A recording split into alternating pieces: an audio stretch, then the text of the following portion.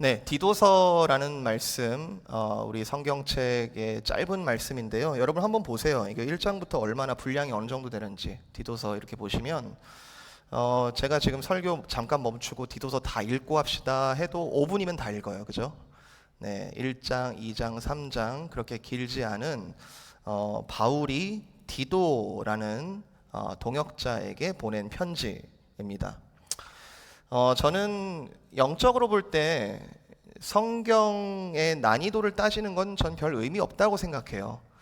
성령께서 조명하시면 우리가 어떤 말씀이든지 주님께서 깨닫게 하시리라는 걸 전 믿어요. 그렇지만 디도서라는 이 편지는 이제 언어적으로나 내용적으로 볼 때에 이해하기 어려운 서신은 아닙니다. 여러분이 한번 쭉 읽으면 굉장히 다른 성경들보다 좀 쉽다라고 느껴질 수 있어요. 조금 되게 직설적이고 이렇게 살아라 뭐 이렇게 얘기를 하는 것 같아서 참 이해하기가 참 어렵지는 않은 책이다 이렇게 생각하실 수 있습니다. 근데 그렇게 쉽게 쓰여진 이유가 있어요. 바울이 이렇게 쉽게 편지를 쓴 이유는 디도서라는 것은 표면적으로는 바울의 동역자인 디도에게 어떤 목회적인 권면을 하기 위해 쓴 편지가 맞지만 그 내용을 좀 읽어보시면 이 디도라는 목회자가 그 그레데 지역에 지금의 크레타 그리스 지역에 있는 크레타 섬인데요. 그 그레데 지역에 그리스도인으로서 참된 백성을 교회 공동체를 세워 나가려고 하는 그 대상들이 직접 이 글을 읽도록 의도된 편지입니다. 그러니까 디도에게도 직접적인 권면을 하는 거죠. 넌 이렇게 가르쳐라. 하지만 실제적으로 이 권면을 받는 성도들도 이 글을 돌려 읽도록 아마 의도되었을 것 같습니다. 그래서 디도서는 분명히 바울이 썼고 이걸 인편으로 디도에게 전달된 다음에 목회자로서 디도에게 목회 지침서가 되기도 했겠지만 이 편지를 성도 간에 돌려보면서 하나님의 백성의 삶이란 이렇게 사는 거구나 라고 배울 수 있는 좋은 텍스트북으로 기능을 했을 것 같습니다. 이 디도서. 자, 이렇게 말씀드리는 게 다 근거가 있습니다. 자, 디도서 2장 한번 보실래요? 2장 보시면 2장 1절에 오직 너는 바른 교훈에 합당한 것을 말하여 이런 얘기를 하라는 거죠. 이런 걸 가르치라는 거죠. 2장 2절 늙은 남자로는 이렇게 하도록 가르쳐라. 3절 늙은 여자로는 이렇게 하도록 가르쳐라. 4절 젊은 여자들을 이렇게 교훈해라. 그리고 6절 젊은 남자들 이렇게 해라. 9절 보시면 종들에게도 나오고 상전들에게도 가르침을 주고 있고요. 또 1장을 보시면은 장로들과 감독들에게도 가르침을 주는 것을 볼 수 있습니다. 바울은 그레데 섬의 교인들을 향하여 이제 짧은 편지, 굉장히 길지도 않는 짧은 편지를 쓰고 있는데 그 안에 여러 세대들을 감안해서 여러 세대들이 모두 이 말씀을 골고루 듣도록 그렇게 의도하여 이 편지를 썼다라는 것이죠. 디도서는 우리가 바울 서신을 분류할 때 대표적으로 목회 서신이라고 부릅니다. 목회적으로 이제 가르침을 담은 서신이다 하면서 디모데 전후서와 함께 디도서는 목회 서신으로 많이 알려져 있고, 특별히 교회 임직자를 세울 때 임직자의 자질이 어떠해야 하는가라는 차원에서 절대 빠지지 않고 다루게 되는 본문이 이 디도서 1장에 있습니다. 장로들은 이러이러한 사람이어야 하고 감독들은 이러이러한 하여야 하는 사람이다. 우리가 디도서의 배경을 이렇게 알고 있다면 바로 이런 생각을 할 수 있어요. 디도서는 나 같은 사람이 읽는 책은 아닌가 보다. 특정한 부르심에 있는 사람들, 특정한 어떤 소명을 받은 사람들이 특별히 읽도록 의도된 성경이구나 라고 생각할 수 있는데, 바로 이런 게 오해라는 거죠. 이게 특별한 책인가? 특별한 사람만 읽게 하는 책인가? 여러분, 역사적으로 볼 때 성경이라는 것은 지리적으로나 문화적으로 어떤 특정한 수신자, 특정한 그룹에게 쓰여진 책이 맞습니다만, 저와 여러분이 66권이 아니라 이 한 권 빼고 65권, 또는 우리가 살아가는데 굉장히 정신없잖아요. 바쁘고 여러분 오늘 참 하루 최선을 다해 사시고 오늘 이 자리에 나오셨는데 잘하셨어요. 잘하셨어요. 이 자리에 나오셨는데 성경 한 권을 읽기에는 시간이 바쁘고 정신없이 살아가는데 이게 언제 다 읽습니까? 66권. 제가 타이핑으로 이렇게 성경 통독하는 뭐 옛날에 좀 그런 게 유행한 적이 있었어요. 그러면은 여러분 혹시 하신 경험 있으신 분들은 어디서부터 하셨는지 모르겠는데 저는 항상 빌레몬서부터 했어요. 한 장짜리거든요. 내가 한 권 다 읽었다. 예, 항상 빌레몬서 한 다음에 그 다음 오바댜로 가죠. 오바댜도 한 장이거든요. 그렇게 시간이 없다라는 생각이 제 머릿속에 있으니까 66권 언제 다 읽나.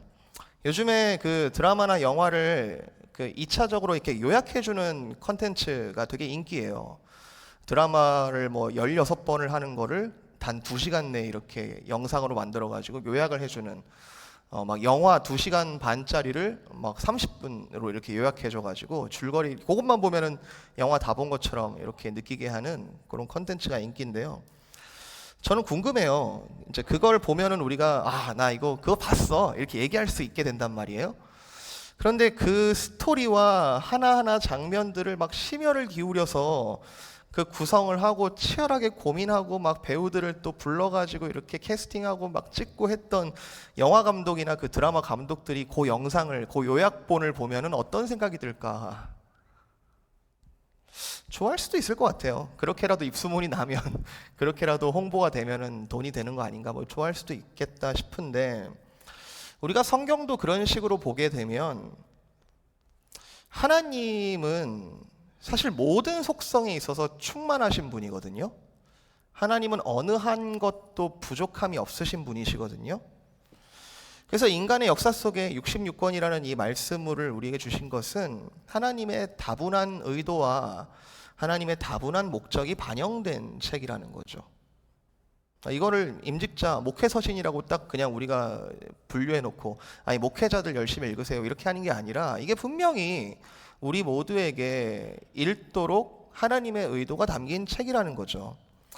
교회 역사 속에 어느 특정 성경을 과도하게 부각시킨다든지 어느 특정 성경을 홀대하든지 하면은 꼭 문제가 발생했습니다.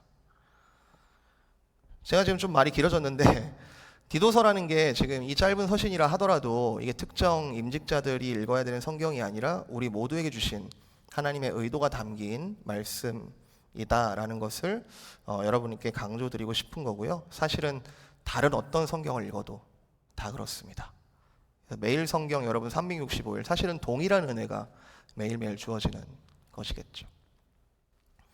자, 이렇게 열린 마음으로 디도서를 우리가 조금 살펴보게 된다면 이 말씀이 오늘 나에게 주시는 말씀이다라고 적극적으로 받아들이면서 나도 이렇게 살아야겠구나라고 여러분이 태도를 가지시고 이 말씀을 들어가신다면 바울의 의도를 파악하는데 그렇게 어렵지 않게 파악할 수가 있어요.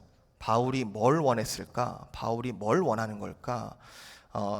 사실은 바울 뒤에 계시는 하나님께서 뭘 원하시고 계시는 걸까? 그렇게 어렵지 않다라고 생각을 하는데요.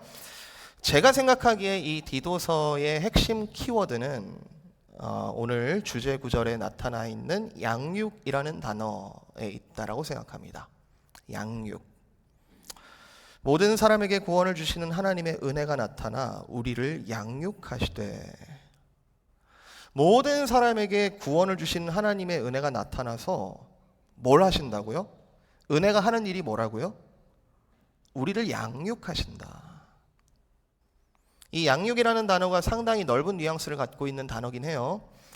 교육하다, 기르다, 돌보다, 키우다, 그리고 훈계하다, 지도하다, 자라나게 하다, 여러 가지 이제 풍성한 단어로 다 바꿔 쓸 수 있는데 조금 특정한 주제를 가지고 조금 아카데믹한 맥락에서 단어를 쓰면 교육하다라는 말을 쓸 수 있겠고, 조금 더 이제 nurturing의 의미를 좀 섞는다면 포괄적인 단어가 양육하다라는 말일 겁니다. 하나님께서 우리를 양육하다. 교회라는 맥락에서 7위 장로가 7위를 한다는 것은 교회에서 7위를 한다라는 것은 공정하게 심판하고 판결한다라는 의미를 갖고 있기도 하지만 물론 포함해요. 그러나 칠이 장로가 하는 일은 공정하고 의롭고 사랑이 풍성하게 성도들을 양육하는 그것이 칠이 장로의 일이죠. 목회자 물론 당연하고요. 목회자는 장로의 역할 다 포함해서 조금 더 전문적으로 하나님의 말씀을 가르쳐 지키게 하는 일, 이게 넓게 보면 양육을 하는 일인데 이걸 다른 단어로 목회라고 부르죠. 자, 이 가르치고 양육한다라는 것이 쉬운 일이 아닙니다. 여러분 다 아시죠? 양육하고 가르친다는 게 정말 쉬운 일이 아닙니다. 기쁨의 교회 많은 분들이 목회자의 사역에 대해서 많이 응원해 주시고 또 기도로 동참해 주셔서 목회자들이, 저를 포함한 목회자들이 얼마나 큰 격려가 되는지 모릅니다. 여러분 잘 알다시피 양육이라는 것은, 목회라는 것은 어떤 보여지는 업무가 아니죠. 오늘 이런 투두 리스트를 가지고 이거 다 처리하면 일이 다 끝나는 그런 일이 아니고, 전인격적인 관심을 가지고 그와 더불어 실제적인 힘과 능력과 적지 않은 시간이 투입되어 사람 하나를 살려나가는 일. 최근에 저희 집에 한국에서 조카들이 좀 와 있어요. 여름 기간 동안에 이렇게 좀 이제 이모부하고 이제 같이 좀 시간을 보내고 있는데요. 저희는 이제 미국에 가족들이 없기 때문에 굉장히 감사한 시간을 보내고 있어요. 근데 꼬마 아이들인데 제가 모든 부모님들을 존경하게 됐어요. 이제 저희 조카들이 문제 아이다 이런 뜻이 아니고, 정말 어떻게 이럴 수 있지? 정말 사랑스러우면서 힘이 들 수 있지? 제가 모든 부모들을 존경하게 됐어요. 제가 이렇게 이번 주에 픽업도 한번 가봤는데, 이 썸머 캠프에 등록이 돼 있어 픽업도 한번 가봤는데, 모든 부모님들을 존경하게 됐습니다. 물론 이제 저희 부부에게 또 특별한 부르심이 있겠고 또 인도하심이 있겠지만, 양육은 결코 쉬운 일이 아니구나. 근데 하나님이 우리를 양육하신대요. 죄로 죽을 수밖에 없는, 사망의 권세 아래에 있을 수밖에 없는 우리들을 그의 아들의 피로 우리를 살리신 그것으로 끝나는 것이 아니라, 하나님께서 친히 그 노력과 그 답답함에도 불구하고 우리를 양육하신대요. 이게 하나님의 본질적인 사역이래요. 이 양육은 지금도 우리 안에 일어나고 있고 반드시 일어나야만 하는 일이라고 디도서에선 얘기하고 있습니다. 우리의 가정, 우리의 교회, 모든 그리스도인 공동체에서 반드시 있어야 하는 이 양육이라는 일은 아주 근본적인 차원에서 하나님께서 우리를 향하여 하시는 그 일이다. 우리가 양육을 왜 해야 되고, 우리가 양육을 왜 받아야 되지? 우리가 왜 변화돼야 되고, 우리가 왜 성장해야 되지? 그것은 하나님께서 하시는 일이기 때문에 그렇습니다. 하나님은 우리를 양육하고 계시기 때문에 그렇습니다. 이 말은 곧 성도라면 나이를 불문하고 계속해서 자라가야 한다라는 말과 같은 거죠. 우리가 우스갯소리로 이런 말 했었어요. 어른들도 BBS 할까? 계속해서 자라가는 거죠. 그래서 바울이 지금 여러 세대의 남녀들에게 지금 맞춤형 조언을 하고 있는 겁니다. 늙은 남자들이요, 늙은 여자들이요, 젊은 여자들이요, 젊은 남자들이요. 계속해서 자라가라. 어디까지 자라가는 거죠? 어디까지? 에베소서 4장 13절 제가 읽어드립니다. 우리가 다 하나님의 아들을 믿는 것과 아는 일에 하나가 되어 온전한 사람을 이루어 그리스도의 장성한 분량이 충만한 데까지 이르리니. 바울은요, 성장이라는 것을, 그리고 우리가 뭔가 이렇게 양육받아서 성장이라는 것을 우리가 그리스도인 됐으니까 이제부터 우리가 해야 되는 의무, 우리가 꼭 성취해야 될 목표라고 설명하기보다는 하나님의 은혜가 너무 커서 이 하나님의 은혜가 종말적인 그 차원으로부터 우리를 장성한 분량으로 이끌어가고 계시는 중이다. 이렇게 설명합니다. 우리가 은혜를 받았으니까 성장 좀 합시다 이런 뜻이 아니고, 하나님의 은혜가 우리를 계속해서 성장시키고 계시다. 하나님의 은혜가 우리를 성장시키고 있다면 지금 디도서 앞뒤로 여러 가지 지금 현실적인 조언들이 막 이루어지고 있는데, 이렇게 사는 게 너무 당연하지 않겠니? 하나님이 우리를 양육하고 계시니까.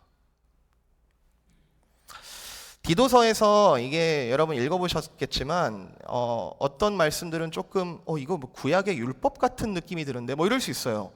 다소 좀 명령형이라 또 다소 이렇게 지시하는 표현으로 나타나는 부분들이 있어요.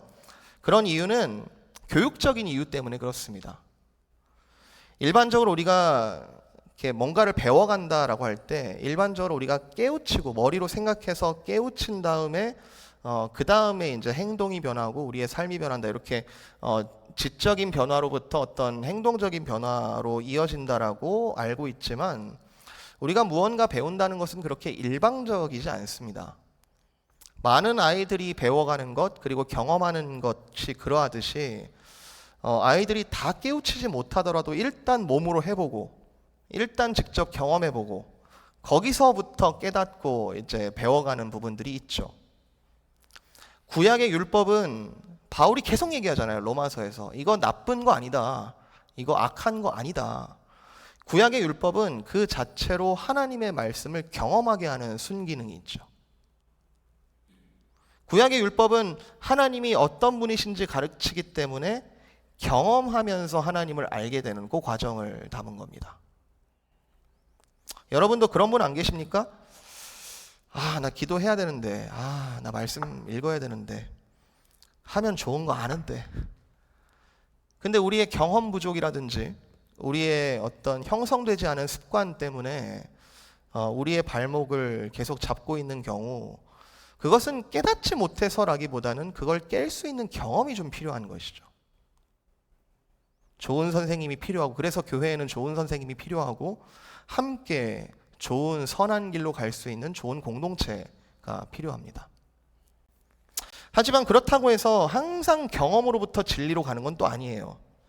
몸과 마음이 자라가면서 여러 배움과 진리가 이렇게 축적되면서 이제 견고한 경험과 습관들이 이렇게 뒷받침이 되면 어느 순간 이제 자기 스스로 올곧게 사고할 수 있고 바르게 소망할 줄 알고 남을 가르치는 단계에 이르게 되는 거죠.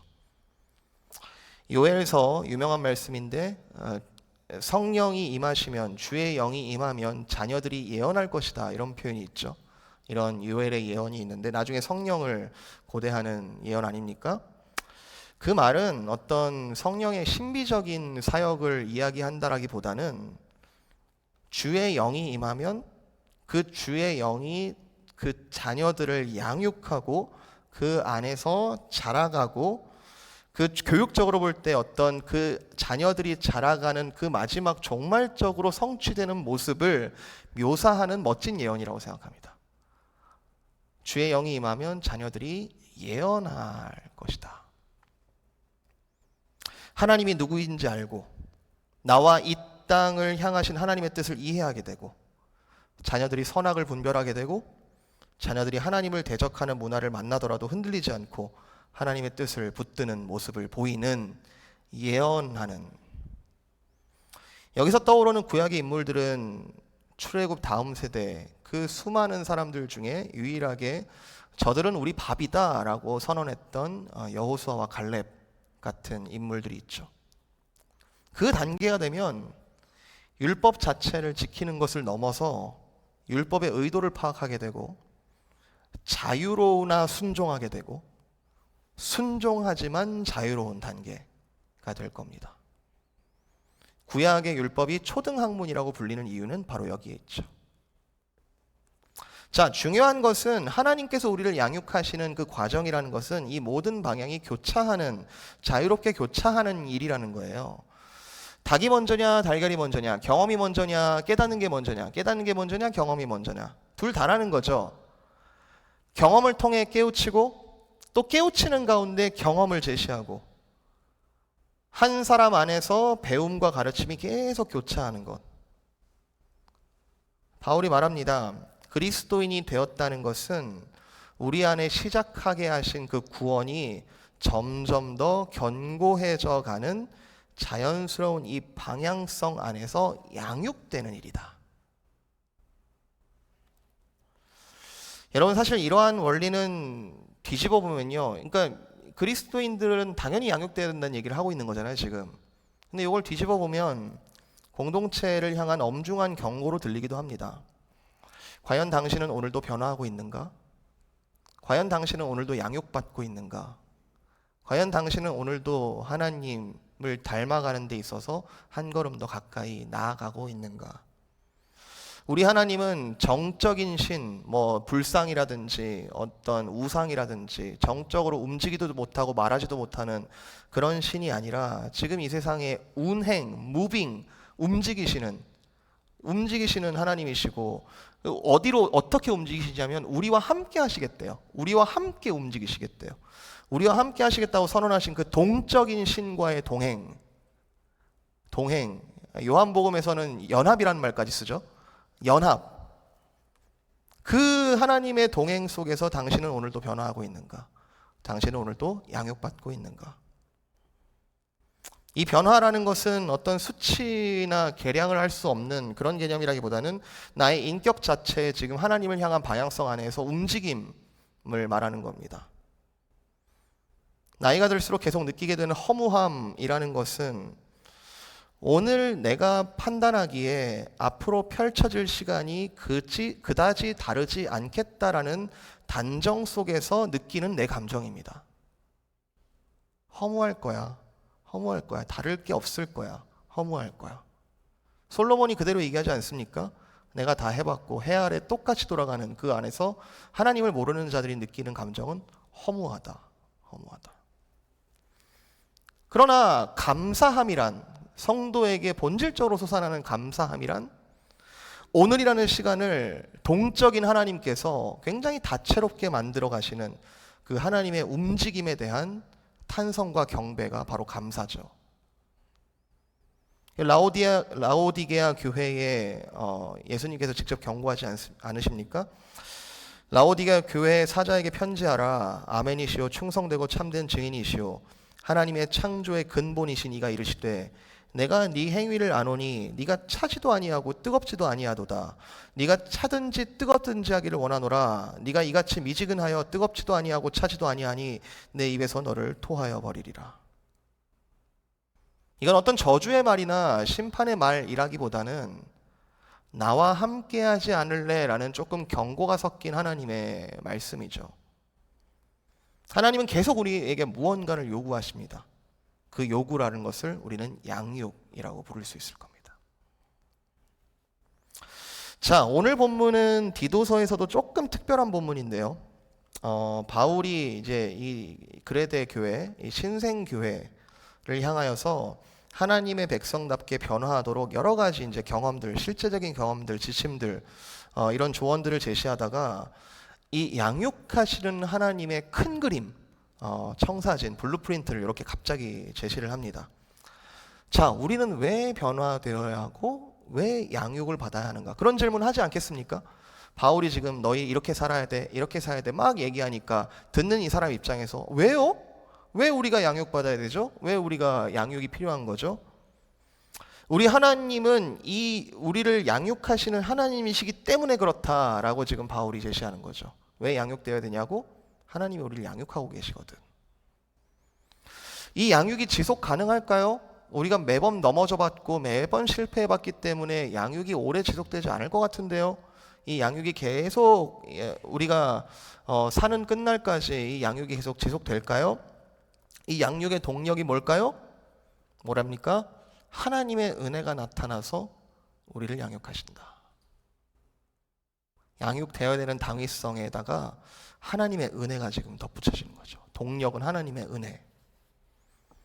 그러면 이 양육을 받게 되면 목적하게 되는 모습은 무엇일까? 이 양육을 받게 되면 우리가 어떤 모습으로 나아가게 될 것인가? 12절 후반부입니다.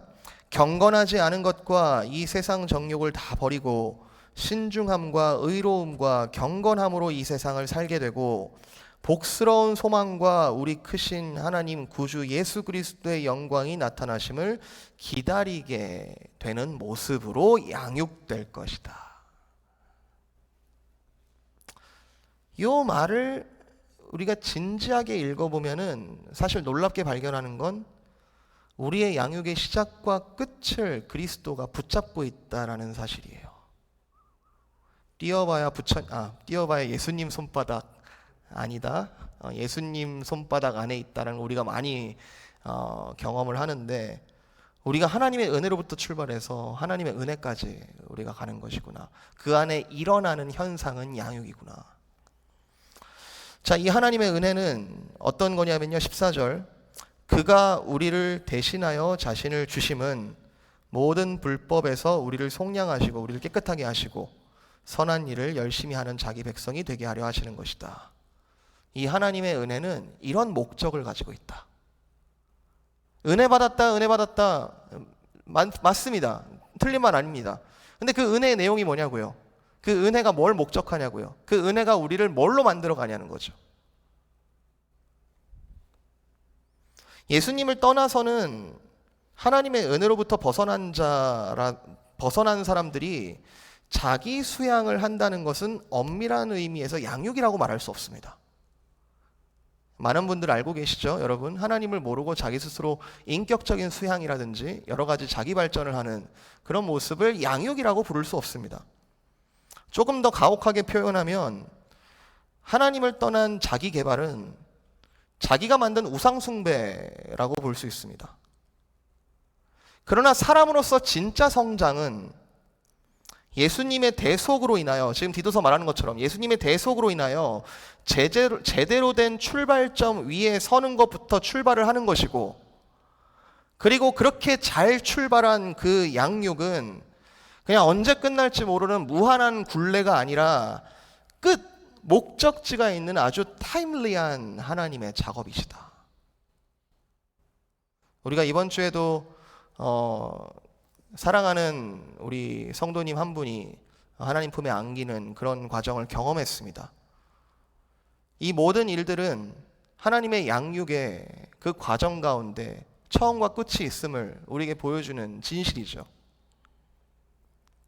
언제까지? 13절. 우리의 크신 하나님 구주 예수 그리스도의 영광이 나타나실 때까지 이 양육이 계속될 것이다. 목사가 되면 양육이 끝나는 겁니까? 어떤 나이가 들면 양육이 끝나는 겁니까? 이 양육이라는 것은, 하나님의 양육이라는 것은 예수 그리스도께서 다시 오실 때까지 그의 복된 백성으로 만드시는 작업이다. 그 안에서 변화되어져야 하는 모습. 어떤 모습이라고요? 아까 읽었는데요, 14절 후반부. 우리를 깨끗하게 하셔서 선한 일을 열심히 하는 자기 백성이 되게 하시는 것이 이 양육의 목적이다.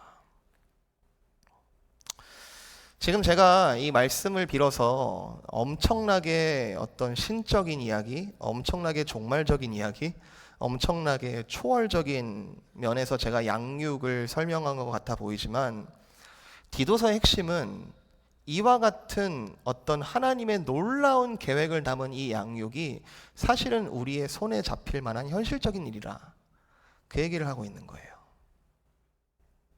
서로 속이지 마라. 서로 겸손해라.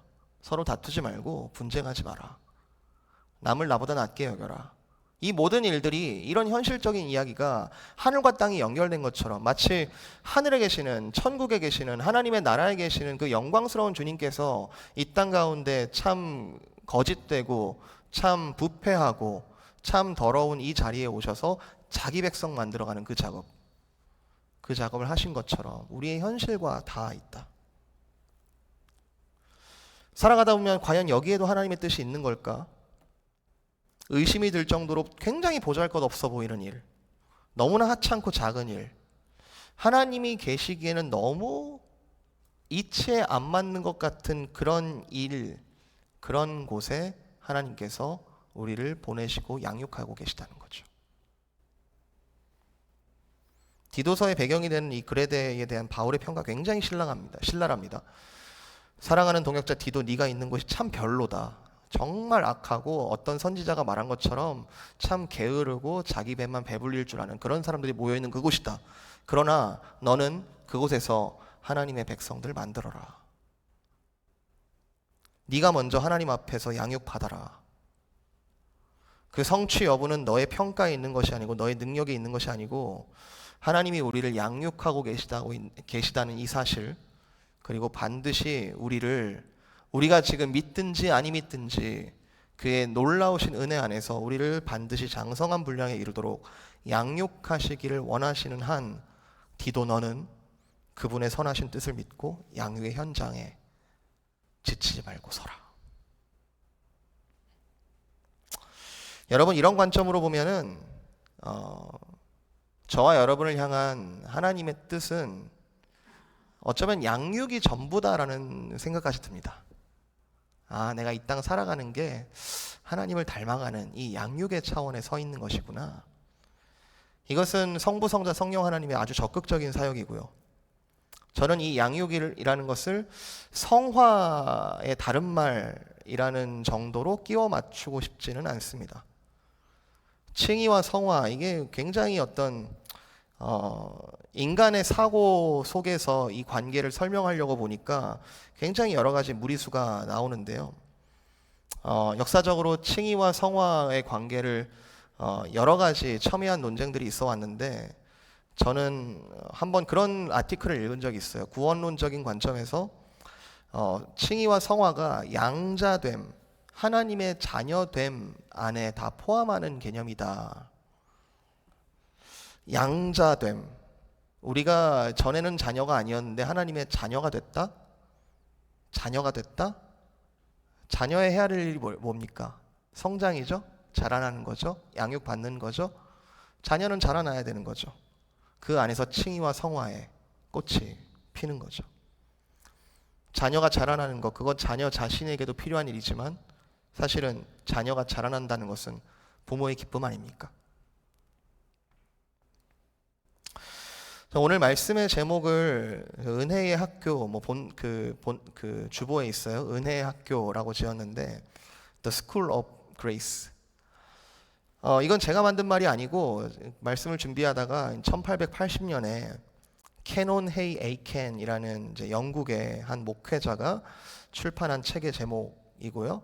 부제가 이제 디도서 2장 11절부터 14절에 대한 강해적인 생각이라는 이제 부제가 담긴 이제 책 제목입니다. 그리스도인들은 일생에 은혜의 학교에서 양육을 받게 되는데 이 학교에는 두 가지 창문이 있다. 한쪽에는 이미 나타난 그 은혜의 빛이 쏟아져 들어오고 있고, 다른 한쪽에서는 찬란한 영광에서 세워져 나오는 빛이 쏟아져 들어온다. 그리스도인들은 이 학교에서 동시에 양방향을 바라보게 되고, 자신의 의로는 불가능했던 것을 영적으로 행하는 법을 배워간다. 그의 은혜는 우리를 광신적인 것으로 만드는 것이 아니라 주님을 향하여 열광적인 자로 만들어서 우리를 위하여 죽으신 분을 위하여 이제는 살아가게 만든다. 중요한 것은 만든다, 만들어 가신다 라는 겁니다. 뭐가요? 하나님의 은혜가 우리를 만들어 가신다.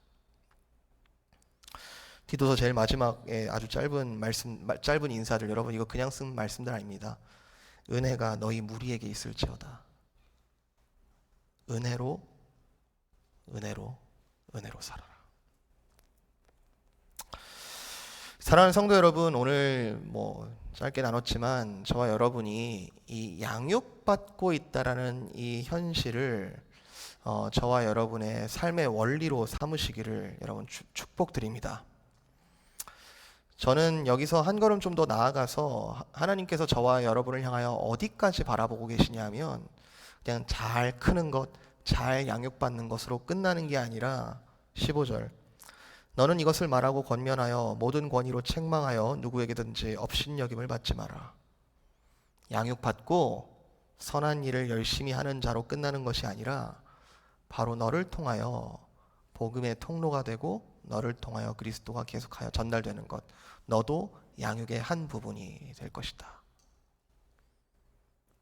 적재적시에 적절한 말을 할 수 있는 사람, 사랑으로 권면할 수 있는 사람, 악을 악이라고 분명하게 책망하며 주님을 바라보게 할 수 있는 사람. 내가 어떻게 그렇게 되지? 근데 말씀이 우리를 거기까지 인도하고 있습니다. 너는 그렇게 하라. 그리고 하나님께서 우리를 양육하신다. 이번 주 주일에도 그런 말씀을 나눌 겁니다. 성령이면 충분하다. 우리가 우리 자신을 끊임없이 부족한 사람으로 바라보는 것, 겸손일 수 있죠. 겸손이라고 생각합니다. 그러나 우리가 우리를 평가하는 것보다 하나님께서 우리를 더 잘 아시기에, 그래서 우리에게 성령을 주셨다면 성령으로 충분하니 믿고 나아가라. 여러분 담대하게 이 양육의 자리에 서시기를 축복드리고요. 여러분과 그리고 여러분의 공동체를 너무 빨리 포기하지 마시고 주님께 더 이 시간 또 기도로 마음껏 구하며 나아가는 저와 여러분 되시기를 축복드립니다.